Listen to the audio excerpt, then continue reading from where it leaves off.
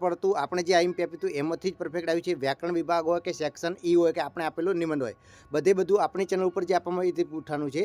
તો ફટાફટ વિદ્યાર્થી મિત્રો સોલ્યુશન કરીએ. તો સેક્શન એ તમારે પદ્ય આધારિત હતો, જેની અંદર પહેલો પ્રશ્ન છે, ધના ભગત કયા ગામના વતની હતા? તો ધના ભગત એ ધોળા જંકશન ગામના એટલે કે ધોળા ગામના વતની હતા. આ એક અટપટું કહેવાય કે આવું પહેલી વાર પૂછાઈ ગયું છે, બરાબર. પછી આગળ છે, ભવના અબોલા લોકગીતમાં નાયિકા કોને મનાવવાનો અથાગ પ્રયત્ન કરે છે? તો ભવના અબોલામાં પતિને મનાવવાનો અથાગ પ્રયત્ન કરે છે. પછી ગોપી કયા રંગની સમીપે ન જવાનું કહે છે? તો ગોપી શ્યામ રંગની સમીપે જવાનું ના પાડે છે. પછી એના પછી જોઈએ, બા એકલા જીવે કાવ્યના કવિનું નામ શું છે? તો બા એકલા જીવે કાવ્યના કવિ કોણ છે? તો મુકેશ જોશી. કોણ છે? મુકેશ જોશી છે. પછી જુઓ કાવ્યનો સાહિત્ય પ્રકાર શું છે? તો જુઓ કાવ્યનો સાહિત્ય પ્રકાર ગઝલ છે. શું છે? ગઝલ છે. પછી પથ્થર થરથર ધ્રુજે કાવ્ય કયા કાવ્ય સંગ્રહમાંથી લેવામાં આવેલું છે?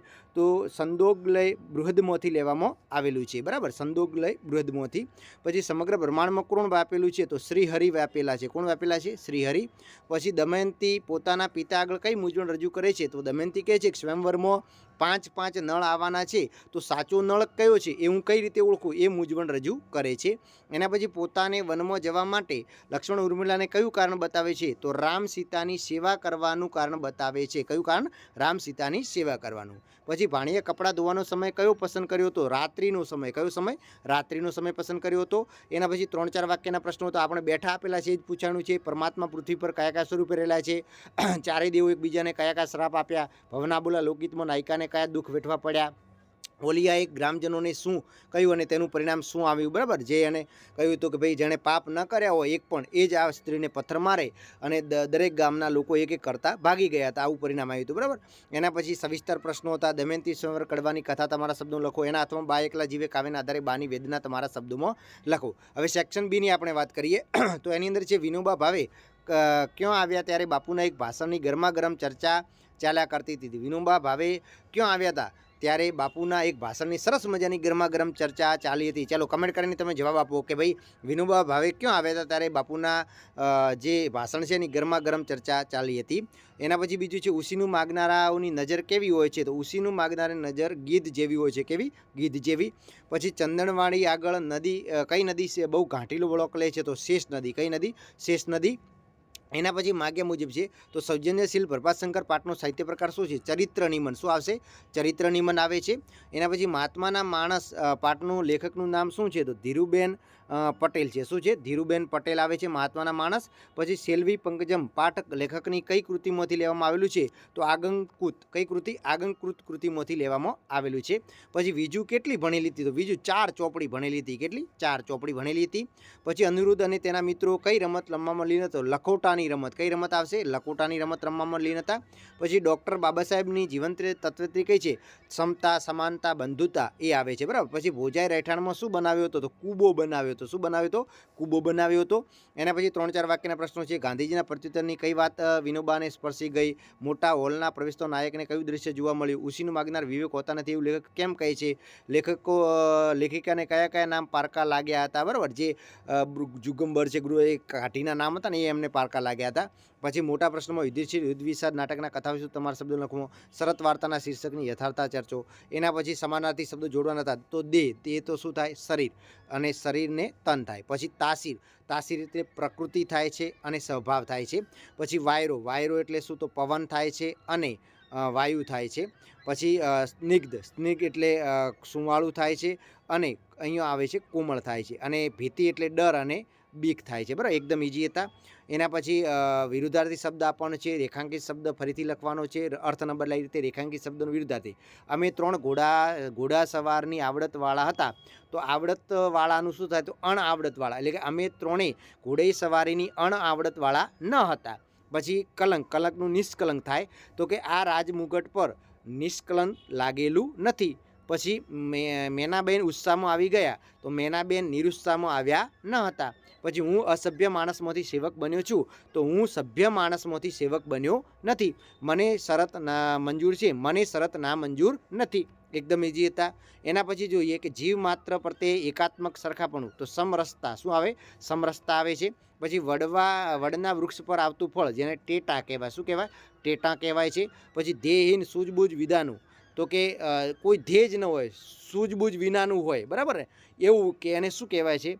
તો કે ધ્યેયહીન કે સૂઝબૂઝ વિનાનું જે વ્યક્તિ હોય એને શું કહેવાય? તમે કમેન્ટ કરીને જણાવો, બરાબર. પછી સમુદ્રમાં લાગતો અગ્નિ તો વડવા નળ કહેવાય. શું કહેવાય? વડવા નળ કહેવાય છે. પછી આંખનો પલકારો તો નિમેષ, આંખનો પલકારો એટલે નિમેષ થાય છે, બરાબર.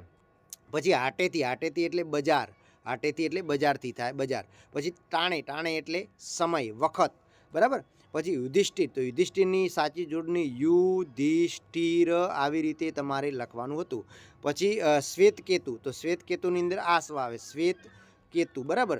શ્વેતકેતુની અંદર આવી રીતે લખવાનું હતું. પછી સુનકાર તો સુનકારની અંદર આવી રીતે આવે, સુનકાર આવે, બરાબર. એકદમ ઇઝી હતું. એના પછી જોઈએ તો કે કૌંસમાં આપેલ સૂચના પર માનવ જાતનો દરજ્જો તો આની અંદર નિપાત કયું છે? તો કે તો નિપાત. કયું નિપાત છે? તો એની અંદર પહેલાની અંદર તો નિપાત હતું. બીજું કે વાત વાતમાં ખાલી જગ્યા માતા ફફડી ઉઠી તો વાત વાતમાં ખાલી જગ્યા માતા ફફડી ઉઠી. આની અંદર પાઠમાંથી આવતો એ રીતે વાત વાતમાં માતા ફફડી ઉઠી તો વાત વાતમાં જ અહીંયા નિપાત મૂકવાનું છે. વાત વાતમાં જ માતા ફફડી ઉઠી, બરાબર. એના પછી હું જંગલી જાનવર જેવું છું તો અહીંયા વિશેષણ કયું છે? જંગલી એ વિશેષણ છે. પછી ઉશીનું માગનારાની એક ખાસિયત હોય, અહીંયા એક લખો એટલે એનું વિશેષણ થઈ જાય. પછી અમરનાથ જવા માટે અષાઢ કે શ્રાવણ માસ અનુકૂળ રહે છે તો અહીંયા કૃદંત ઓળખવાનું છે. અમરનાથ જવા માટે અષાઢ કે શ્રાવણ માસ અનુકૂળ રહે છે તો અહીંયા કૃદંત તમારે ઓળખવાનો. તો કયો કૃદંત આવે છે એ તમારે લખવાનું. કૃદંત કયો છે? બરાબર. અમરનાથ જવા માટે તો કૃદંત કયો છે? બરાબર. અમરનાથ જવા માટે અષાઢ કે શ્રાવણ માસ અનુકૂળ રહે છે તો અષાઢ કે શ્રાવણ માસ, બરાબર. તો અહીંયા માસ આવે છે, બરાબર. કયો સમય એટલે કે સમયવાચક કૃદંત છે. પછી એના હાથ પર ઝાપટ મારી કયું? ઝાપટ મારી કયું? બરાબર. અહીંયા મારી આવે છે. પછી કૃદંતમાં દૂરથી આવતો દેખે વાલનો કંઈક વેગથી, વાલને કંઈક વેગથી તો કૃદંત શોધીને લખવાનું છે. તો અહીંયા વેગથી, બરાબર, એ કૃદંત છે. પછી અહીંયા રૂઢિપ્રયોગનો અર્થ આપવાનું છે. ઠરીઠામ બેસવું એટલે કે નિરાંત થવી, નિરાંત થવી, બરાબર. એના પછી રોડવી લેવું તો ચલાવી લેવું, રોડવી લેવું એટલે ચલાવી લેવું. પછી દિલમાં રામ વસવા, દિલમાં રામ વસવા એટલે કે દયા આવવી. શું આવવી? દયા આવવી. પછી આગળ છે કે આપણે માગ્યા મુજબ કરવાના છે તો કોઈ પણ 3 લખવાના છે, સૂચના પ્રમાણે કરવાના છે. તો લેખન રૂઢિની દ્રષ્ટિએ ફરીથી સુધારીને લખવાના છે કે આ ગલી સાંજે ઘોડા પસંદ કરી લીધા તો કે સાંજે ઘોડા આ ગલીમાં પસંદ કરી લીધા, બરાબર. સાંજે ઘોડા અમે પસંદ કરી લીધા, બરાબર. પછી પટણીની પોણો 100 વર્ષની કારકિર્દીમાં કાર્ય સિદ્ધિનું અસંખ્ય છે. આની અંદર ભાષા સુધી કરીને તમારે વાક્ય ફરીથી લખવાનું હતું, બરાબર. એના પછી પ્રત્યય સુધારણા હતો. ઓરડો નાનો પરંતુ ખૂબ ચીવટમાં સજાવેલો હતો. ઓરડો નાનો પરંતુની પાછળ આવે અને ખૂબ ચીવટમાં સજાવેલો હતો. પછી એને હજી નહોતું બધું આવતું માન્યામાં તો અહીંયા વાક્યમાં પદ તો કે એને માન્યામાં હજી નહોતું આવતું, એવી રીતે તમે એને બની શકો છો.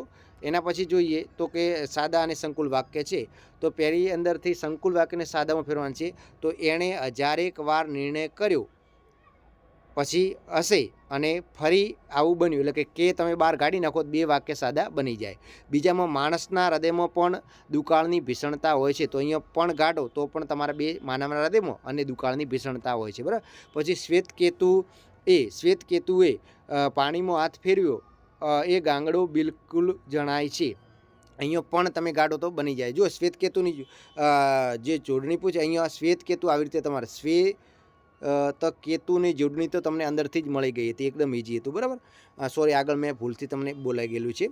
એના પછી અહીંયા મૂકવાનું છે અમારી ઘણી ખરી ચીજ વસ્તુની માલિકી અમારી, કબજો ગીધુભાઈ પતંગ એટલે માલિકી, પણ કબજો ગીધુભાઈનો એટલે પણ મૂકવાનું છે. પછી દેવરાજ કેમ્પમાં સ્ટેશન ઉતર્યા એને સૌ પહેલાં એની બાની યાદ આવી, ઉતર્યા તે પહેલાં, બરાબર, એ તે મૂકવાથી તો આવી રીતે તમે બને. પછી અહીંયા કાવ્ય હતું એને મને શું ના લેશો, કુસુમ કગર્યું ધૂર કરી થકી, આ રીતે હતું. તો એના તમારા પ્રશ્ન જવાબ આવવા હતા, એકદમ ઇઝી હતું. પછી પુસ્તકાલયવાળું હતું, એના આધારે તમારે અહીંયા આપવાના હતા. પછી સંક્ષેપીકરણ પણ એકદમ આવડે એવું હતું, આપણે આઈએમપી આપ્યું હતું. પછી અહીંયા એક અરજી લેખન છે એ તમારે અલગ રીતે પૂછેલી છે કે રજા ચિઠ્ઠી પૂછી ગઈ ને બધાને આવડતી હોય એવી જ પૂછાણી છે. એના પછી વાદાત્મક ગદ છે, પછી નિયમનની અંદર વાત કરીએ તો આપણે જે આપ્યું હતું રાષ્ટ્રીય એકતા પણ આપ્યું હતું, ભૂણ હત્યાવાળું અને લોકશાહીનું પણ 3 આપણે આઈએમપી આપેલા હતા.